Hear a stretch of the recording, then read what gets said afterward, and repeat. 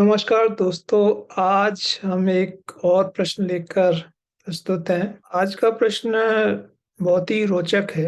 हमारे एक मित्र ने पूछा है कि ये बताइए कि क्या साढ़े साती जो होती है या ढैया होती है शनि की, जो कि ज्योतिष में बहुत मशहूर है, और इसके ऊपर मैंने एक वीडियो भी बनाया था कि साढ़े साती और महादशा में से किसका असर ज़्यादा होता है। तो वो आप देख सकते हैं नीचे वो लिंक में। लेकिन आज हम दो बड़े प्रश्न यहाँ पे लेके डिस्कशन करेंगे। प्रश्न ये है कि क्या साढ़े साती सबकी होती है या सिर्फ आदमियों की होती है। तो पहला प्रश्न ये है। दूसरा प्रश्न एक और है जो कि उपाय से जुड़ा हुआ है। इसको मैं बाद में इनको डिस्कस करने के बाद हम इसको करेंगे, और आपसे हम एक प्रश्न भी पूछेंगे। चलिए आगे बढ़ते हैं कि इस प्रश्न का उत्तर शॉर्ट में तो ये है कि हाँ जी, जो भी पैदा हुआ है, जिसकी भी बिगिनिंग डेट है, वो आदमी, वो वस्तु, वो जगह, वो कंट्री, वो ऑर्गेनाइजेशन, उसके ऊपर शनि का प्रभाव जरूर होगा।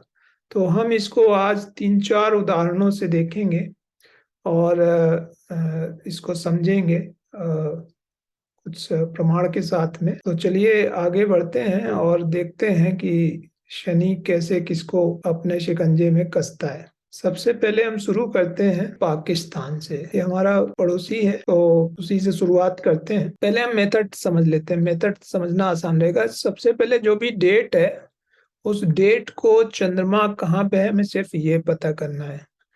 तो आप देखिए, हमने किसी भी सॉफ्टवेयर में डालिए 14 अगस्त 1947, दोपहर का मैंने टाइम ले लिया, स्टैंडर्ड टाइम, क्योंकि उनका टाइम क्लियर नहीं है। तो चंद्रमा उस दिन था जेमिनी में, मिथुन राशि में था। तो ये हमारा स्टार्टिंग पॉइंट हो गया। एक बार ये तय हो गया कि मिथुन राशि है इसकी, तो हम आगे बढ़ेंगे और एक चार्ट बनाएंगे जिसमें मिथुन लग्न में होगा, फर्स्ट हाउस में, जो नेटल मून साइन कहलाता है। और यहाँ पे हम जो शनि जहाँ पे है अभी वर्तमान राशि में, उसको रख देंगे। तो शनि जो कैप्रिकॉर्न में जब आया जनवरी 2020 से अप्रैल 22 तक, और दोबारा फिर से 13 जुलाई 22 से 17 जनवरी 23 तक, तो शनि यहाँ से पहुंच गया अष्टम भाव में, 8th हाउस में, 10 नंबर साइन यहाँ पड़ गया।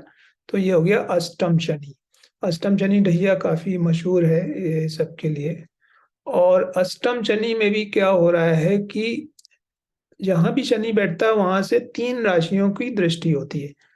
तो पहले तीसरी दृष्टि, 1 2 3, 10वें घर, पद प्रतिष्ठा, सीनियर लोग, बॉस लोग, चीफ लोग, उनके ऊपर फर्क पड़ेगा।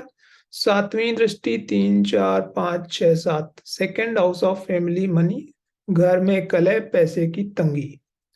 इसके बाद 10वीं दृष्टि, 7 8 9 10, 5वां घर, बच्चे, एजुकेशन, नई जनरेशन। अगर हम कंट्री के रेफरेंस में देख रहे हैं तो नौजवान लोग, बच्चे, इन पे फर्क पड़ेगा। तो ये पाकिस्तान के साथ जब हुआ, तो ऐसे तो कोरोना सब जगह हुआ था, पूरे दुनिया में हुआ, इनके साथ कुछ ज्यादा ही हो गया कि पहले लोग रोग से ग्रस्त रहे, वो परेशानी हुई, उसके बाद पैसे दिनों दिन इनके कम होते गए, कलह होती गई। जो इमरान खान की सरकार थी उसका जीना हराम कर दिया विपक्ष ने। और अंततः इस पीरियड में मार्च 2022 में बॉस को हटना पड़ा। बेइज्जती अलग से हुई है, पैसे नहीं है, कंगाली चल रही है ना। कोई उधार देने को नहीं तैयार है, सब लोग इधर उधर भटका रहे हैं, दौड़ा रहे हैं, है ना। तो ये अष्टम शनि मृत्यु तुल्य कष्ट देता है, मारक की तरह से, जो कि पाकिस्तान के साथ इस पीरियड में हुआ, जो कि अभी भी चल रहा है, जनवरी 23 तक है। एक बार अष्टम शनि खत्म हो जाएगा तो हम ये कह सकते हैं कि कुछ सिचुएशन में सुधार हो सकता है, क्योंकि शनि फिर 9वें घर में जाएगा, जो कि 8 से तो अच्छा ही होता है, 10 में उससे भी बेटर होता है, एक तरह से 11वें में बेस्ट होता है। तो ये एक पॉजिटिव साढ़े साती होती है अष्टम शनि के बाद में, जबकि आपके चीजें बेहतर होती हैं इस पीरियड में। उसके बाद जो नेगेटिव साढ़े साती है वो यहाँ पे होती है, जैसा कि हम नेक्स्ट उसमें देखेंगे। तो ये हमने पाकिस्तान के ऊपर इसका असर देखा। अब हम आते हैं अपने अगले उदाहरण पे, चीन का उदाहरण। तो दूसरा पड़ोसी चीन है। अब हम इसके लिए क्या करते हैं कि चीन का जो राष्ट्रीय दिवस है वो 1 अक्टूबर 1949, 1 अक्टूबर 1949 वेल नोन डेट है। दोपहर का टाइम लिया बीजिंग में, तो उस दिन मून साइन निकला कैप्रिकॉर्न, यानी कि मकर राशि। तो मकर राशि का हमने फिर से बना लिया यहाँ पे हॉरोस्कोप, और इसको कहते हैं साढ़े साती, जब चंद्रमा के करीब शनि पहुंच जाता है। तो पहली स्टेज जो है मकर के एक पहले, धनु राशि, जनवरी 2017, 17 से 20 में पहली फेज। यहीं से इनकी अमेरिका से ट्रेड वार शुरू हुई, अमेरिका ने इनको धमकाना शुरू किया, और जनवरी आते आते तो इनके यहाँ पे जो वुहान का प्रॉब्लम था वो चालू हो चुका था अक्टूबर नवंबर से ही। तो पहली स्टेज में एक ये स्टेज जो है ये चलती है। तो यहाँ पे हुआ इनके साथ में, और फिर पूरी दुनिया ने इनको गाली देना और क्या कहना कि भाई तुमने फैलाया है, और ऐसे ये सब प्रॉब्लम इनकी चालू हो गई।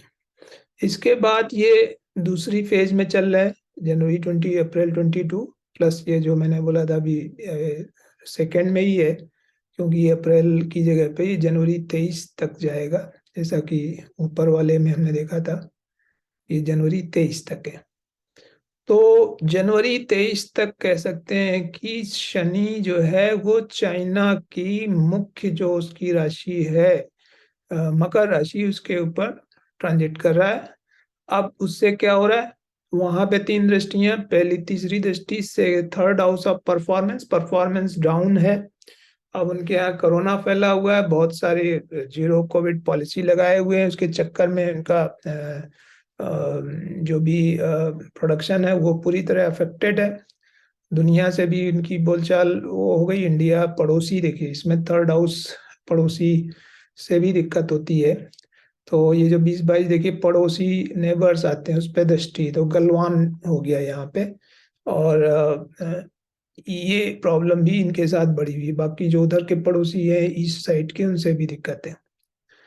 तो अभी ये इस फेज में चल रहे हैं जहाँ पे इनके पार्टनर्स से प्रॉब्लम है, इनके बॉस के ऊपर उनके विरोध के प्रदर्शन हो रहे हैं बहुत तगड़े। जनता नाराज हो गई है क्योंकि वो लॉकडाउन में पूरी तरह से स्ट्रिक्टली वो कर रहे हैं, तो लोग हटाने की मांग कर रहे हैं, ये कथा भी चल रही है।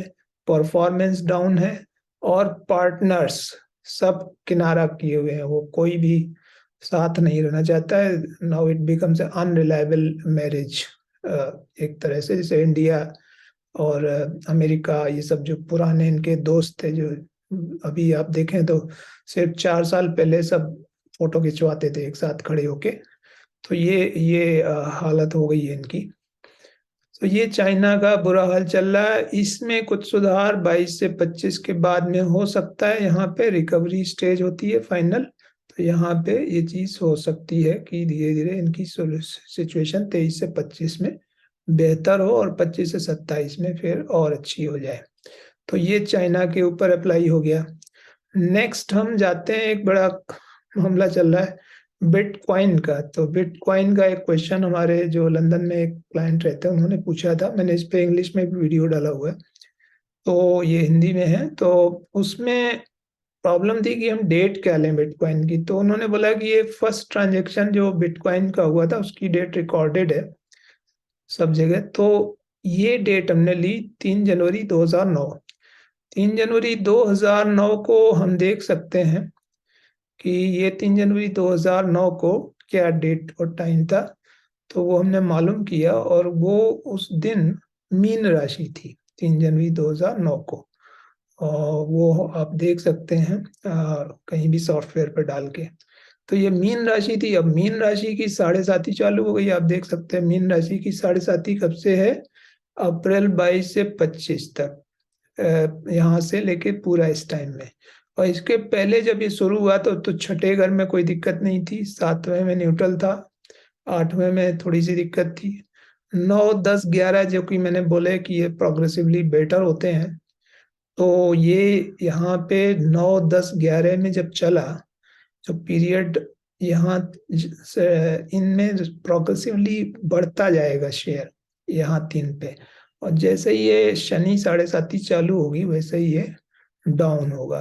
तो आप देख सकते हैं इनके प्राइस ग्राफ में वही हुआ है कि 12, 13, 14 तक चलता रहा, देन प्रोग्रेसिवली ये ऊपर जाता है, और उसके बाद जैसे ही 22 चालू होता है तो ये डाउन होने लगता है, और 22 में ये सिचुएशन इनकी काफी नीचे आ जाती है। जो शेयर इनका बिटकॉइन $70,000 पे गया था वो 17,000 पे आ गया, और अभी भी ये चल रही क्योंकि पहली फेज है, तो अभी हम और भी गिरावट की उम्मीद कर सकते हैं। इसमें 4-5 साल डाउन सिस्टम रह सकता है।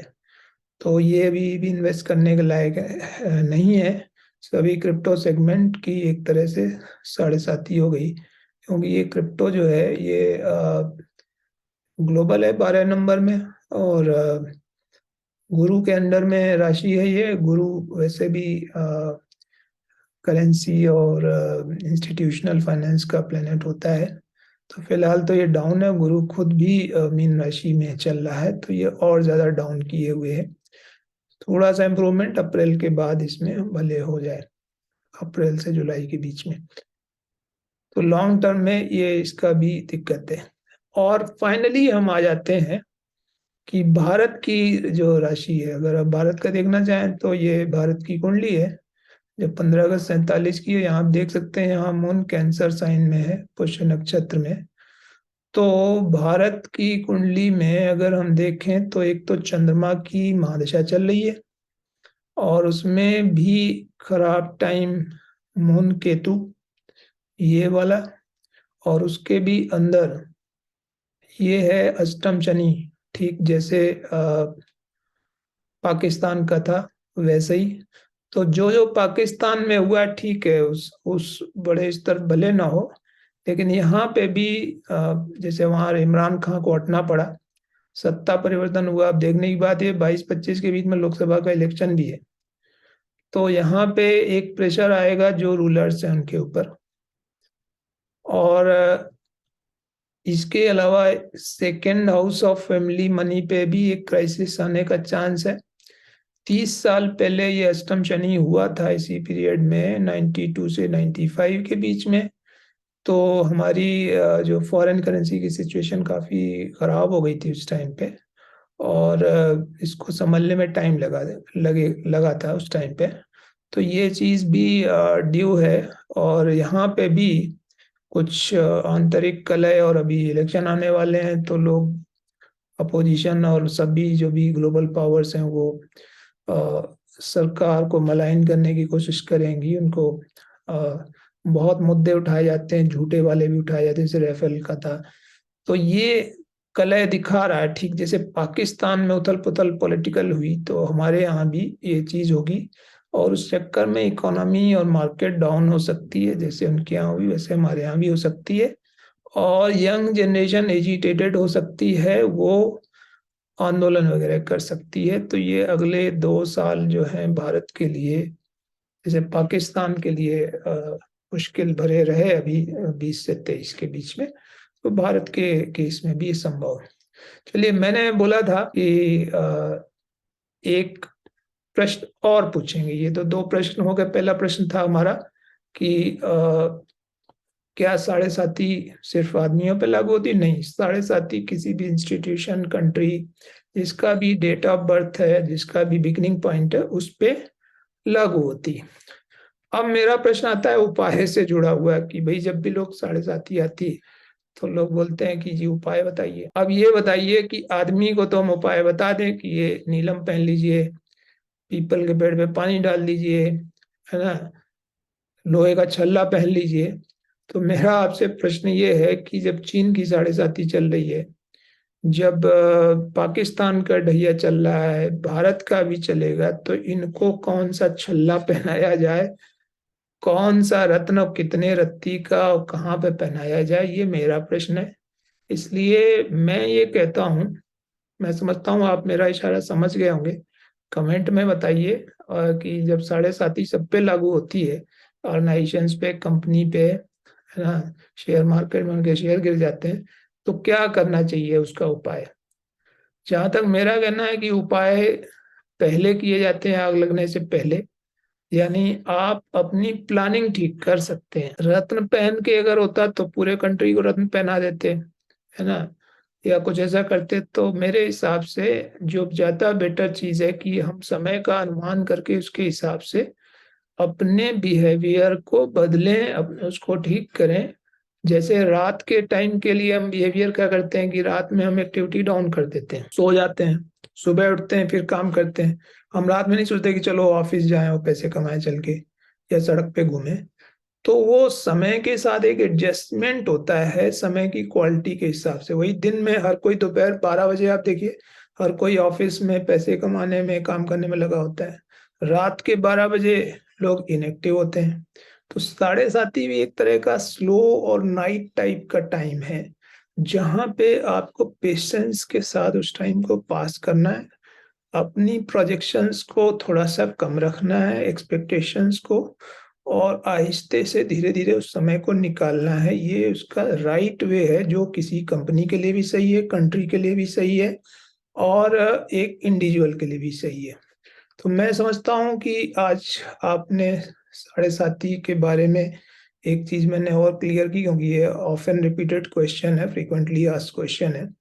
तो ये मैंने आपको इसलिए यहाँ पे एक्सप्लेन किया, और आशा करता हूँ आपको बहुत अच्छा लगा होगा।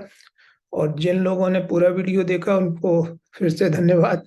वैसे भी हमारे मूसक जी ने शुरू में बता दिया है, गणेश जी ने, कि भाई पूरा देखा करो, क्योंकि ये कर्म की थ्योरी है और ज्योतिष में आप कुछ ले रहे हो तो साथ में दे के जाओ। सब्सक्राइब, लाइक, ये सब शेयर वगैरह ये आपका कर्म है, मेरा कर्म बताना है। तो चलिए इसी के साथ आज का वीडियो समाप्त करते हैं। आपका दिन शुभ हो, फिर मिलेंगे। Subscribe now. Subscribe now. Subscribe now. Subscribe now. Subscribe now.